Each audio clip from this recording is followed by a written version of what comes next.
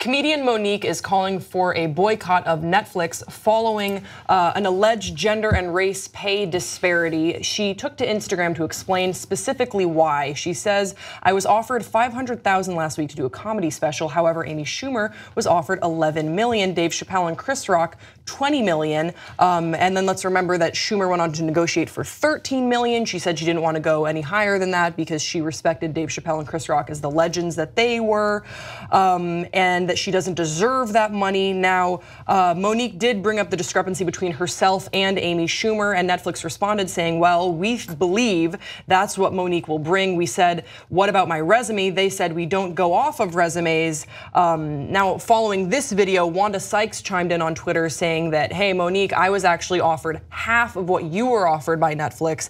It sucks, but I found another home. She ended up going to Epix for her comedy special. Wanda Sykes, another award-winning, hilarious comedian. Collectively, those two comics have been in the game for, I believe, 50 years. So like experience, all of it, yeah.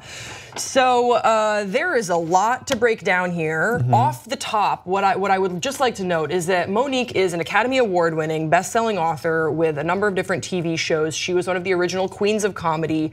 If you like the movie Girls Trip and Tiffany Haddish and Leslie Jones, like she paved the way. She was among that group, that class of brave female comics that paved the way for us to have that today. So her talent is undisputed. It has been a while since she has released a comedy special and since she has dipped her toes into that water. I saw an interview that TMZ did with Tony Rock, and he sort of pointed that out as well, which is that she's been away from the game for a while, and that he basically was saying it's going to be hard for her to expect the same sort of money that she was getting back in like 2007 for, you know, maybe work that people say is unproven. I don't know about this. I saw also Whoopi Goldberg and Cheryl Underwood responding to this.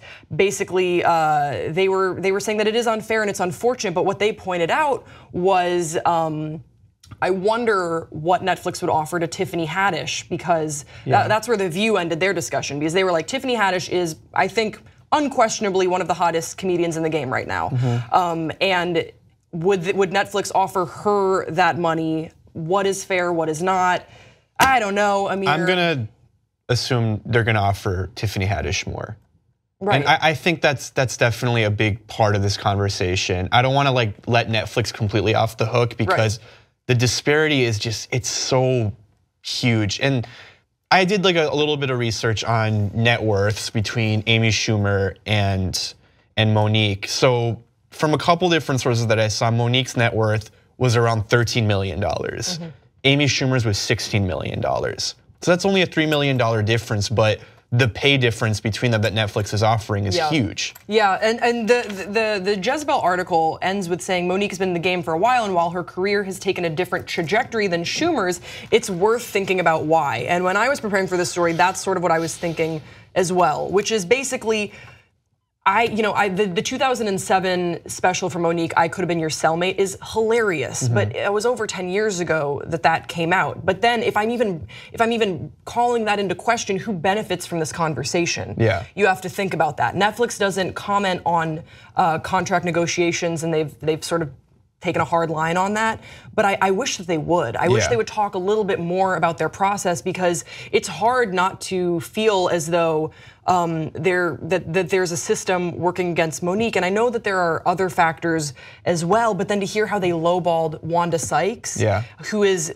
just beloved. I mean, isn't Wanda Sykes the best part of every movie that she's in? Like, she just is. She's definitely like one of my favorite parts of Curb Your Enthusiasm. Right, like I don't know. It is. I know that there have been stories that have come up that Monique is difficult to work with, and I don't think that we can ignore that. I think all of this has to come into the story. But the fact that she is, and Netflix even said according to Monique, that they do consider her to be a legend, and I think that is undisputed. Like, she absolutely is. Again, like, she was one of the original queens of comedy.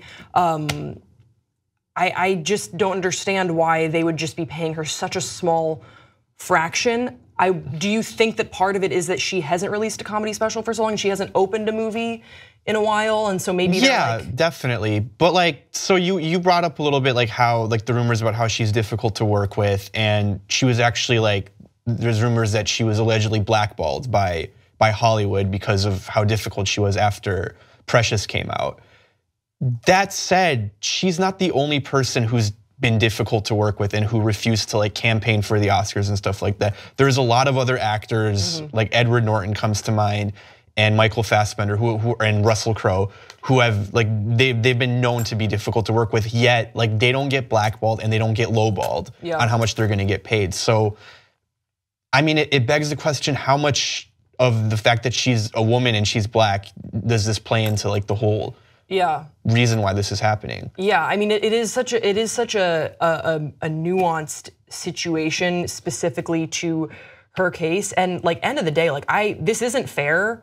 And I do want to see a Monique special. And part of me was hoping, and you don't want to put this on, because like if she knows that she's worth something, go get your money. Like go do it. This is your business. Get it. But part of me is like, wouldn't it be hilarious if she made her comedy special comeback about how she was lowballed and like knock it out of the park, create like an insane special for Netflix or for someone else, and just prove to people why you are such an undisputed legend, I think, in the comedy world. And you know, maybe she's been away for a while, but it's just like riding a bike. She's gonna get back on and knock it out of the park again. Remember that there's that segment in Donald Glover's, one of his comedy specials, where he talks about acting and being in Hollywood. It's the only career where you have to regularly prove that you can do your job. You know, I guess in other jobs you have like evaluations, but auditioning and all that, like Hollywood is such a shitty industry because you can do so much and have this track record and win an effing Academy Award, and yet it doesn't necessarily give you the clout. Yeah, I was gonna say that it must be so frustrating for her because she has repeatedly proven herself, yet like it hasn't turned into any significant gains for her. Where for other people who have had the similar experience as her, like they did get the returns they got from being Oscar nominated. And that's frustrating. Like, well, and then also it's easy to, the example of Dave Chappelle is interesting as well, because this is a guy that is sort of notorious for stepping away from comedy for years and years and years, and then coming back to a lot of money and to just doing specials and finding great success. And so that's got to sting as well, because they again are sort of coming up around the same time. But what Tony Rock pointed out, and I think that's interesting since he definitely has sort of a horse in the race. Is that an expression?